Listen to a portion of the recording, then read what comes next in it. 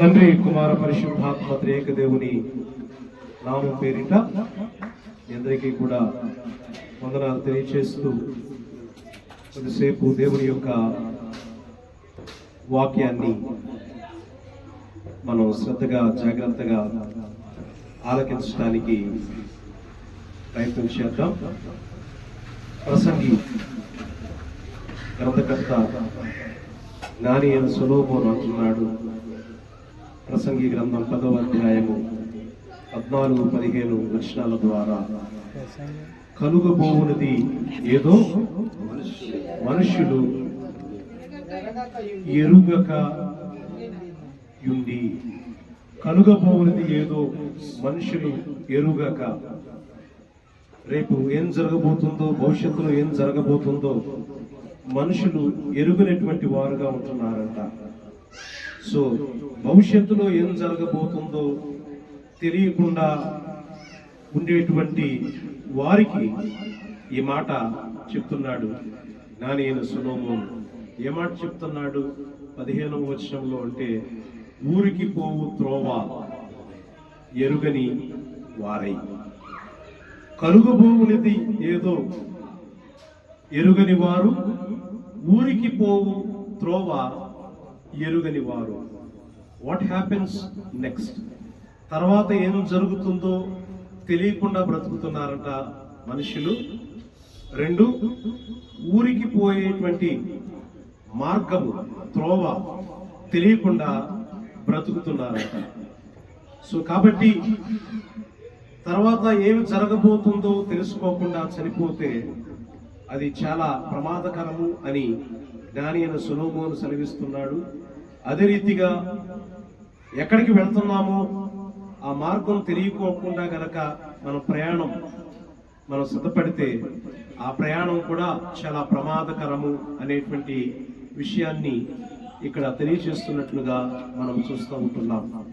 ఒక్కొక్క జ్ఞాపకార్థ ఆదరణ స్తుతి కూడికను మనం జరుపుకుంటున్నప్పుడు దేవుడు ఆ ఆదరణ కూడిక ద్వారా, జ్ఞాపకార్థ కూడిక ద్వారా మనల్ని ఏం జ్ఞాపకం చేసుకోమంటున్నాడు అని అంటే, రేపు ఏం జరగబోతుందో ఒకసారి తెలుసుకో అంటున్నాడు. అదే రీతిగా నువ్వు ఎక్కడికి ప్రయాణమై వెళ్తున్నావో కూడా నువ్వు తెలుసుకో అనేటువంటి మాట ఇక్కడ సెలవిస్తున్నట్లుగా మనము చూస్తూ ఉంటున్నాం. అమ్మ ఎక్కడో చోట కూర్చోవాలి, మీరు ఎక్కడో చోట కూర్చోవాలి దయచేసి. సో కాబట్టి ప్రభునందు ప్రియమైనటువంటి దేవుని బిడ్డలారా, ఆయన స్థిరమైనటువంటి నివాసము ఆయనే అని దేవుని వాక్యము సెలవిస్తూ ఉంది. మరి ఈ లోకములో మన జీవితాలు అస్థిరము, అశాశ్వతము అనేటువంటి మాట కూడా దేవుని యొక్క లేఖనము చాలా స్పష్టంగా మనకు తెలియచేస్తూ ఉంది. భూమి మీద మన జీవితాలన్నీ కూడా గుడార జీవితాలు, గుడారము టెంపరరీ. సో ఈ భూమి మీద మన జీవితాలు గుడార జీవితాలు అని వాక్యం సెలవిస్తుంది. అశాశ్వతమైన జీవితాలు అని దేవుని యొక్క వాక్యం సెలవిస్తుంది. అనిశ్చితమైనటువంటి జీవితాలు అని దేవుని యొక్క వాక్యము సెలవిస్తుంది. కాబట్టి మరి స్థిరమైనటువంటి నివాసము ఆయనే అనేటువంటి విషయాన్ని జ్ఞాపకం చేసుకుని, మరి చనిపోయే ముందుగా మనం తెలుసుకోవలసినవి, మనము మన జీవితాల్లో నేర్చుకోవలసినటువంటి వాటిని మనం తెలుసుకుని నేర్చుకుని మనం చనిపోయినట్లయితే ఆ చావుకు ఒక అర్థము, పరమార్థం ఉంటుందని దేవుని యొక్క వాక్యము సెలవిస్తూ ఉంది. సో కాబట్టి పరలోకమే మనకు నిత్యమైన నివాస స్థలము అని దేవుని యొక్క వాక్యము సెలవిస్తూ ఉంది. ఈ భూమి మీద మనం మరణించిన తర్వాత, చనిపోయిన తర్వాత తిరిగి మనం ఎక్కడ లేపబడాలి, ఎక్కడ కళ్ళు తెరవాలి, ఎక్కడ నివసించాలి అంటే అది నిత్యత్వము, అది పరలోకము అనేటువంటి విషయాన్ని కూడా ఈ సమయంలో జ్ఞాపకం చేసుకుంటూ, మరి బిఫోర్ వీ డై మనం ఏం తెలుసుకోవాలి అని దేవుని యొక్క వాక్యంలో మనం చూసినట్లయితే, మొట్టమొదటిగా దేవుని యొక్క వాక్యం సెలవిస్తూ ఉంది. మార్కు సువార్త 1వ అధ్యాయము 15వ వచనాన్ని ఒకసారి చదువుకుందాం. బైబిల్ తెరచి పరిశుద్ధుడైనటువంటి మార్కు రాసిన సువార్త 1వ అధ్యాయము 15వ వచనాన్ని ఒకసారి మనం చదువుకుని దేవుని యొక్క వాక్యములో ముందుకు కొనసాగటానికి మనం సిద్ధపరచుకుందాం. మార్కు సువార్త 1వ అధ్యాయము 15వ వచనం. కాలము సంపూర్ణమై ఉన్నది, కాలము సంపూర్ణమై ఉన్నది, దేవుని రాజ్యము సమీపించి దేవుని రాజ్యము సమీపించి ఉన్నది, మారు మనస్సు పొంది సువార్తను నమ్ముడని చెప్పుచూ చాలండి.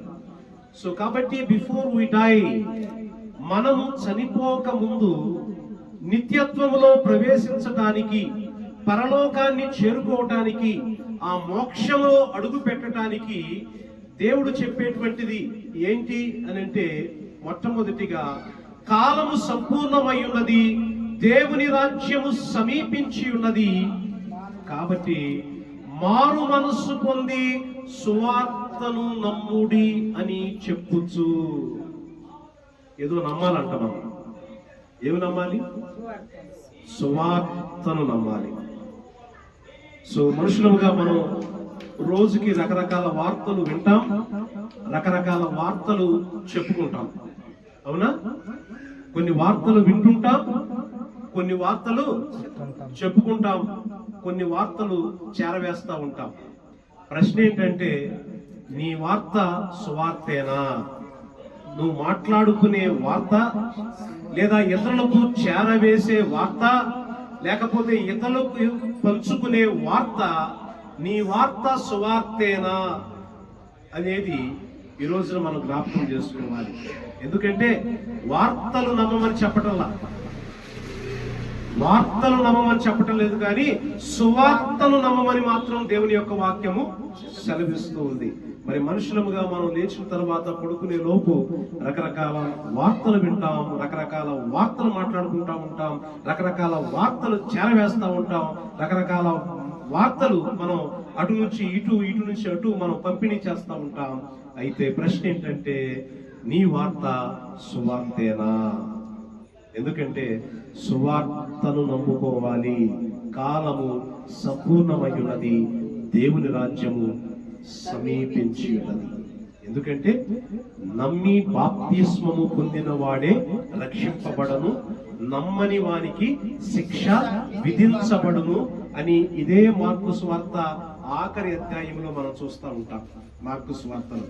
సో కాబట్టి దేవుడు సిద్ధపరిచేటువంటి ఆ మోక్షములో, నిత్యత్వములో, పరలోకములో మనము ఈ భూమి మీద గతించిపోయిన తర్వాత, మరణించిన తర్వాత, చనిపోయిన తర్వాత, కాలము గతించిపోయిన తర్వాత మనము దేవుని సువార్తను నమ్మకుండా గనక చనిపోతే ఇక అంతకంటే దౌర్భాగ్యం మరొకటి ఉండదు అని దేవుని యొక్క వాక్యము సెలవిస్తుంది. కాబట్టి ఏమంటున్నాడు Solomon the wise in the book of Ecclesiastes chapter 10 verses 14 and 15 ఏమంటున్నాడు? కలుగబోవనిది ఏదో మనుషులు ఎరుగని వారై, రేపు ఏం జరగబోతుందో నీకు తెలియటల్లా, నువ్వు తెలుసుకోవాలనేటువంటి ధ్యాస పెట్టడం లేదు, భవిష్యత్తు ఎలా ఉంటుంది అనేటువంటి ఆలోచన నువ్వు పెట్టడం లేదు, ముందుకు పరిస్థితులు ఎలా ఉంటాయి అనే దాని మీద నువ్వు శ్రద్ధ చూపించటం లేదు. రెండు, ఊరికి పోయేటువంటి మార్గము కూడా ఎరుగని వారై, కలుగబోవునది ఏదో ఎరుగని వారు, ఊరికి పోవు మార్గము ఎరుగని వారుగా మనుషులు జీవిస్తున్న ఈ ప్రస్తుత నేపథ్యంలో దేవుని వాక్యము ఏం సెలవిస్తుందంటే, కాలము సంపూర్ణమై ఉన్నది. There is no time. ఇక టైం లేదు. ఇక నీకు ఇవ్వవలసినటువంటి సమయం అంతా కూడా దేవుడు ఇచ్చేశాడు. నీకు ఇవ్వవలసిన సమయం అంతా దేవుడు ఇచ్చేశాడు. కాబట్టి కాలము సంపూర్ణమై ఉన్నది, దేవుని రాజ్యము కూడా సమీపించి ఉన్నది. కాబట్టి సువార్తను నమ్మిన వారు మాత్రమే ఈ భూమి మీద చనిపోయిన పరలోకములో, నిత్యత్వంలో ప్రవేశిస్తారు. ప్రశ్న ఏంటంటే, సువార్త ఇప్పుడు అందరికీ అందుబాటులో ఉంది. సామాజిక మాధ్యమాల ద్వారా, మీడియాల ద్వారా, టీవీల ద్వారా, ఫోన్ల ద్వారా, మరి సంఘాల ద్వారా, అనేక మంది సేవకుల ద్వారా ఈ రీతిగా సువార్త అందుబాటులో ఉండగా, మరి ఆ సువార్తను మనము వింటున్నామా? విని దానిని నమ్ముతున్నామా, నమ్మి మనము రక్షింపబడుతున్నామా లేదా అనేది ఈ ఐజీ యొక్క జ్ఞాపకార్థ స్తుతి కొడుకలో దేవుడు జ్ఞాపకం చేసుకోమంటున్నాడు. ఏం జ్ఞాపకం చేసుకోమంటున్నాడు? నీ వార్త సువార్తేనా జ్ఞాపకం చేసుకో. ప్రతిరోజు అనేకమైన వార్తలు నువ్వు వింటున్నావు, అనేకమైన వార్తలు నువ్వు మాట్లాడుతున్నావు, అనేకమైన వార్తలు నువ్వు ఒకరి నుంచి ఒకరికి చేరజేస్తున్నావు. ప్రశ్న ఏంటంటే